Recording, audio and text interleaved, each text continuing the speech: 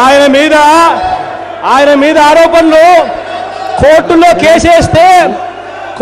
కేసేస్తే కేసుల నుంచి విచారణ జరగకుండా తప్పించుకునే కార్యక్రమం చేశాడు. ఆయన మీద ఎంక్వైరీ చేయించుకుందాం. ఇవాళ ఇదే సిబిఐ చేత చంద్రబాబు నాయుడు గారి మీద విచారణ చేయిస్తాం. రెడీనా అని అడుగుతా ఉన్నా. చంద్రబాబు నాయుడు గారి ఆస్తుల మీద విచారణ చేయిద్దాం. రెడీనా అని అడుగుతా ఉన్నా.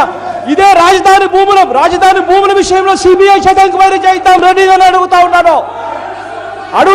ఇదే సిబిఐ చేత. అధ్యక్ష నిన్న పేపర్లలో చదివే అధ్యక్ష, సాంబశివరావు మునిశంకర్ వీళ్ళిద్దరూ నారాయణ గారి బావమరుదులు, మేము కొన్నాము అని చెప్పి ఒప్పుకుంటూ, ప్రమీల అని చెప్పి ఆవిడ కూడా నిన్న మేము కొన్నాము అని చెప్పి నారాయణ కాలేజీలో వాళ్ళ దగ్గర వాళ్ళు అన్నారు. రావుల కిషోర్ భార్య ఒప్పుకుంది. పయ్యావుల కేశవ్ కూడా నా కొడుకు పేరుతో నేను ధైర్యంగా కొన్నాను అని చెప్పి ఆయన అన్నాడు. అధ్యక్ష, నాకు నిజంగా అర్థం కావడం లేదు.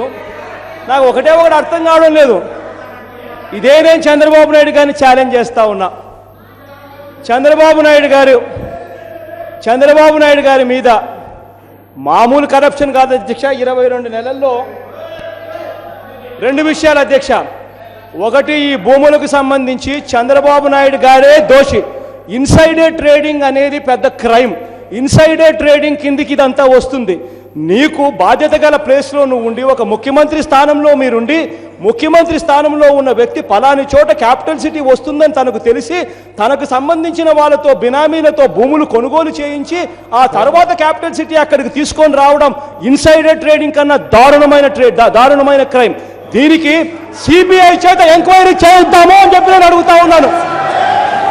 ఇదొకటే కాదు, నేను ఒకటే అడుగుతా ఉన్నా అధ్యక్ష. చంద్రబాబు నాయుడు గారిని సూటుగానే అడిగా, ఛాలెంజ్ చేస్తూ అడిగా.